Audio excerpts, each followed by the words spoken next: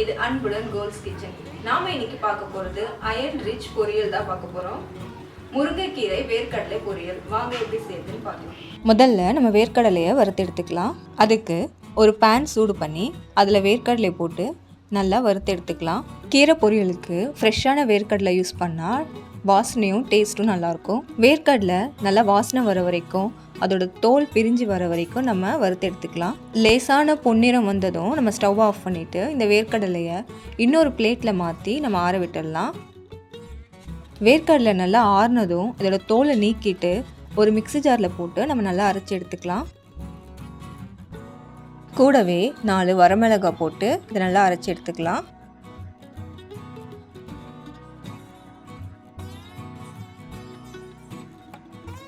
அடுத்து பொரியல் செய்கிறதுக்கு ஒரு பேன் சூடு பண்ணிக்கலாம். பேன் சூடானதும் 2 டேபிள் ஸ்பூன் நல்லெண்ணெய் ஊற்றிக்கலாம். எண்ணெய் சூடானதும் 1/2 டீஸ்பூன் கடுகு போட்டுக்கலாம்.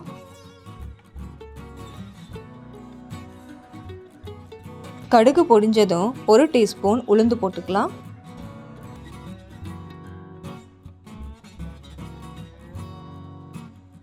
உளுந்து பொன்னிறமாக வறுபட்டதும் இதில் ஒரு கொத்து கருவேப்பிலை சேர்த்துக்கலாம்.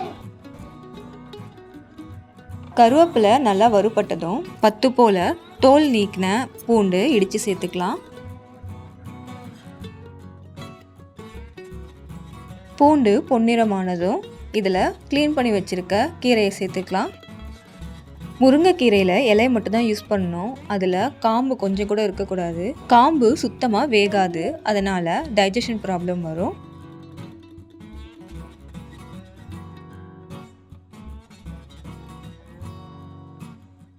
கீரை போட்ட நொடியில் ஒரு பாதியாக சுருங்கிடும். இப்போ 1/4 டீஸ்பூன் மஞ்சள் தூள், 1/4 டீஸ்பூன் பெருங்காயத்தூள் சேர்த்துக்கலாம். சேர்த்துட்டு நல்லா கலந்து விட்டுடலாம்.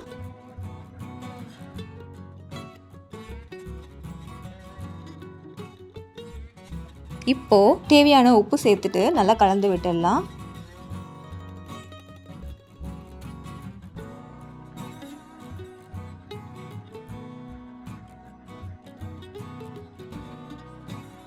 ஒரு 10 நிமிஷத்துக்கு அப்புறம் கீரை நல்லா வெந்துடுச்சு. இப்போது அரைச்சி வச்சுருக்க வேர்க்கடலை பொடியை இதோட சேர்த்துக்கலாம்.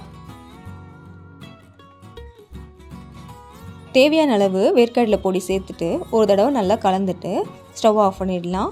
அவ்வளோதான், ரெடி ஆயிடுச்சு. நல்லா ஆரோக்கியமான சுவையான முருங்கைக்கீரை பொரியல் ரெடி. இந்த வீடியோ உங்களுக்கு பிடிச்சிருந்ததுன்னா லைக் பண்ணுங்கள், உங்கள் நண்பர்களோட ஷேர் பண்ணுங்கள். மறக்காமல் எங்கள் சேனலுக்கு சப்ஸ்கிரைப் பண்ணுங்கள். பக்கத்தில் இருக்க பெல் ஐக்கானை கிளிக் பண்ணுங்கள். நன்றி.